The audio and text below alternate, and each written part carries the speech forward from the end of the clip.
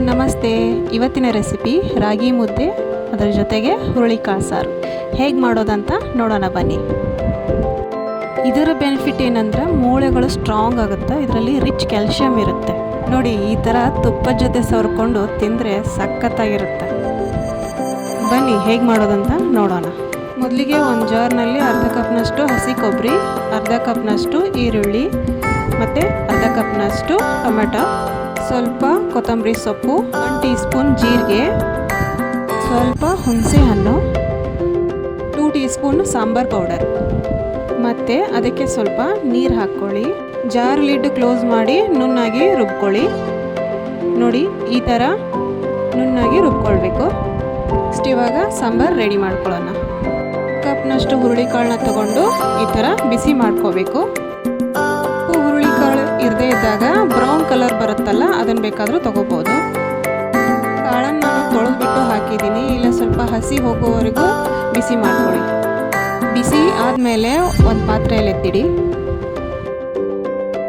ಈಗ ನಾನು ಸಾಂಬಾರಿಗೆ ಒಗ್ಗರಣೆ ರೆಡಿ ಮಾಡ್ಕೊತೀನಿ. ನಾನು ಸಾಂಬಾರಿಗೆ ಕುಕ್ಕರ್ನ ಬಳಸ್ತಾ ಇದ್ದೀನಿ. 2 ಟೇಬಲ್ ಸ್ಪೂನ್ ಎಣ್ಣೆ ಕಾದ್ಮೇಲೆ 1 ಟೇಬಲ್ ಸ್ಪೂನ್ ಸಾಸಿವೆ ಸಿಡಿದಾದ್ಮೇಲೆ ಸ್ವಲ್ಪ ಕರಿಬೇವು, ನಂತರ ಒಂದು ಒಣ ಮೆಣಸಿನ್ಕಾಯಿ ಹೀಗೆ ಕಟ್ ಮಾಡಿಕೊಂಡು ಹಾಕ್ಕೊಳ್ಳಿ. ಅರ್ಧ ಈರುಳ್ಳಿ ಕಟ್ ಮಾಡಿಕೊಂಡು ಹಾಕ್ಕೊಳ್ಳಿ. ಈರುಳ್ಳಿ ಕಲರ್ ಚೇಂಜ್ ಆಗೋವರೆಗೂ ಫ್ರೈ ಮಾಡಿಕೊಂಡು, ಈರುಳ್ಳಿ ಕಲರ್ ಚೇಂಜ್ ಆದಮೇಲೆ ಅರ್ಧ ಕಟ್ ಮಾಡ್ಕೊಂಡಿರುವ ಟೊಮೊಟೊ. ಟೋಟಲಿ ನಾನು ಇಲ್ಲಿ ಒಂದು ಈರುಳ್ಳಿ, ಒಂದು ಟೊಮೆಟೊನ ತೊಗೊಂಡಿದ್ದೀನಿ. ಮಸಾಲೆಗೆ ಅರ್ಧ, ಒಗ್ಗರಣೆಗೆ ಅರ್ಧ. ಒಂದು ಮೀಡಿಯಮ್ ಸೈಜ್ ಆಲೂಗಡ್ಡೆ ಸಿಪ್ಪೆ ತೆಗೆದು ಹೀಗೆ ಕಟ್ ಮಾಡಿಕೊಂಡು ಹಾಕ್ಕೊಳ್ಳಿ. ಸ್ವಲ್ಪ ಮೆತ್ತಗಾಗೋವರೆಗೂ ಫ್ರೈ ಮಾಡ್ಕೊಳ್ಳಿ ಎಣ್ಣೆಯಲ್ಲಿ. ನಾನಿಲ್ಲಿ ಅಚ್ಚ ಖಾರ ಪುಡಿ ಬಳಸ್ತಾ ಇಲ್ಲ. ಮುದ್ದೆ ಸಾಂಬಾರಿಗೆ ಹುಳಿ ಉಪ್ಪು ಮೇಲಾಗಿರಬೇಕು. ಖಾರ ಕಡಿಮೆ ಇದ್ದರೆ ಪರವಾಗಿಲ್ಲ. ಬಿಸಿ ಮಾಡ್ಕೊಂಡಿರುವ ಹುರುಳಿಕಾಳನ್ನು ಹಾಕ್ಕೊಳ್ಳೋಣ. ಹೀಗೆ 2-3 ನಿಮಿಷ ಬೇಯಿಸ್ಕೊಳ್ಬೇಕು. ನಂತರ ರುಬ್ಕೊಂಡಿರುವ ಮಸಾಲೆಯನ್ನು ಸೇರಿಸ್ಕೊಳ್ಳಿ ಮತ್ತು ರುಚಿಗೆ ತಕ್ಕಷ್ಟು ಉಪ್ಪನ್ನು ಹಾಕ್ಕೊಳ್ಳಿ.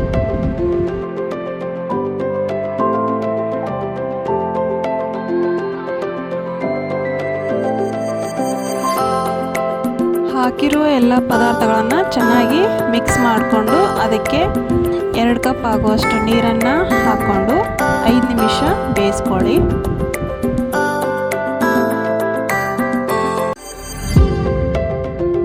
ಇದನ್ನು ನಾವು ಕುಕ್ಕರ್ನಲ್ಲಿ ಬೇಯಿಸ್ಕೊಳ್ಳೋದರಿಂದ ಈ ರೀತಿಯ ಕನ್ಸಿಸ್ಟೆನ್ಸಿಯಲ್ಲಿ ಇಟ್ಕೊಂಡು ಲಿಡ್ನ ಕ್ಲೋಸ್ ಮಾಡಿ 3-4 ವಿಷಲ್ನ ಕೂಗಿಸ್ಕೊಳ್ಬೇಕು. ಅಷ್ಟರಲ್ಲಿ ನಾವು ಮುದ್ದೆಗೆ ರೆಡಿ ಮಾಡ್ಕೊಳ್ಳೋಣ. ಈಕ್ವಲ್ ಆಗಿರುವ 3 ಗ್ಲಾಸ್ನ ತೆಗೆದುಕೊಂಡು 1 ಗ್ಲಾಸ್ ರಾಗಿಗೆ 2 ಗ್ಲಾಸು ನೀರನ್ನ ತಗೊಳ್ಬೇಕು. ಮತ್ತು ಒಂದು ಬೌಲ್ನಲ್ಲಿ 1 ಟೇಬಲ್ ಸ್ಪೂನ್ ರಾಗಿ ಹಿಟ್ಟು, 2 ಟೇಬಲ್ ಸ್ಪೂನ್ ನೀರನ್ನು ಹಾಕಿ ಹೀಗೆ ಮಿಕ್ಸ್ ಮಾಡಿ ಇಟ್ಕೊಳ್ಳಿ. ಮೊದಲಿಗೆ 2 ಗ್ಲಾಸ್ ನೀರನ್ನು ಹಾಕಿ, ಆದಷ್ಟು ಮುದ್ದೆ ಮಾಡುವಾಗ ಈ ಥರ ಹ್ಯಾಂಡಲ್ ಇರುವ ಪಾತ್ರೆ, ದಪ್ಪ ಆಗಿರುವಂಥ ಪಾತ್ರೆನ ತಗೊಳ್ಳಿ. ನೀರು ಸ್ವಲ್ಪ ಬಿಸಿಯಾದ ನಂತರ ಬೌಲ್ನಲ್ಲಿ ಕಲಸಿರುವ ಹಿಟ್ಟನ್ನು ಹಾಕ್ಕೊಳ್ಬೇಕು. ರುಚಿಗೆ ತಕ್ಕಷ್ಟು ಉಪ್ಪು ಹಾಕ್ಕೊಳ್ಳಿ. ಸ್ಟೋವನ್ನು ಲೋ ಫ್ಲೇಮಲ್ಲಿ ಇಟ್ಕೊಂಡು ಈ ಥರ ಬಿಸಿ ಮಾಡ್ಕೊಳ್ಬೇಕು.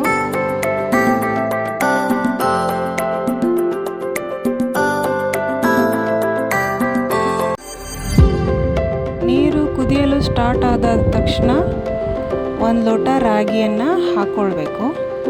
ಹಿಟ್ಟು ಹಾಕಿದ ಮೇಲೆ ಎಲ್ಲವನ್ನು ಮಿಕ್ಸ್ ಮಾಡ್ಕೋಬಾರ್ದು. ಹೀಗೆ ಮೇಲೆ ಅಷ್ಟೇ ಸ್ಪ್ರೆಡ್ ಮಾಡ್ಕೊತಾ ಇರಬೇಕು.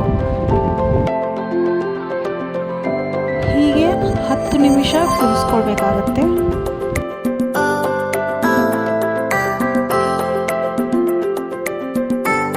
ಮಧ್ಯೆ ಮೇಲಿನ ಹಿಟ್ಟನ್ನು ಹೀಗೆ ಸ್ಪ್ರೆಡ್ ಮಾಡ್ಕೊತಾ ಇರಬೇಕು.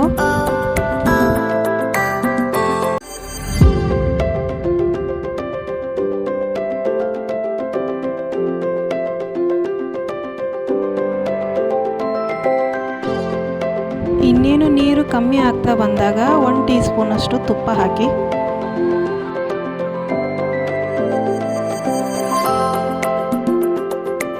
ಹೀಗೆ ಬಿಟ್ಟು ಬಿಡದೆ ತಿರುಗಿ ಹಾಕ್ಕೊಳ್ತಾ ಇರಬೇಕು. ಸೀದ್ ಹೋಗೋದ ಹಾಗೆ ಮಿಕ್ಸ್ ಮಾಡ್ಕೊತಾ ಇರಬೇಕು.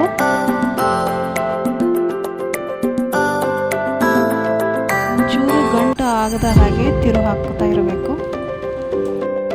ಇಲ್ಲ ಅಂದರೆ ತಿನ್ನುವಾಗ ಗಂಟಾಗಿ ಉಳಿದಿರುತ್ತೆ.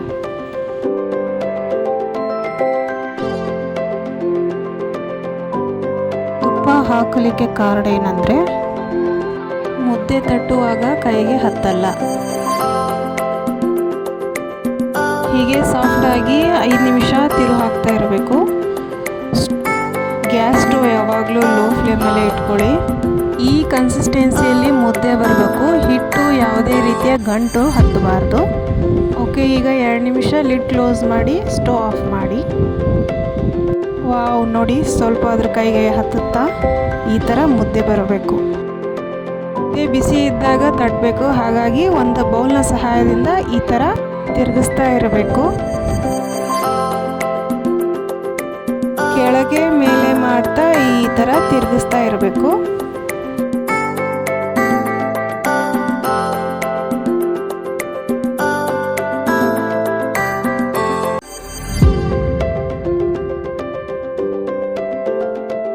ನೋಡಿದ್ರಲ್ಲ ಹೇಗೆ ಮಾಡೋದು ಅಂತ.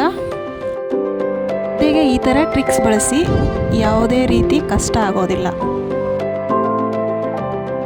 ನನ್ನ ವಿಡಿಯೋ ನಿಮಗೆ ಇಷ್ಟ ಆಗಿದ್ದರೆ ಲೈಕ್ ಆ್ಯಂಡ್ ಶೇರ್ ಮಾಡಿ.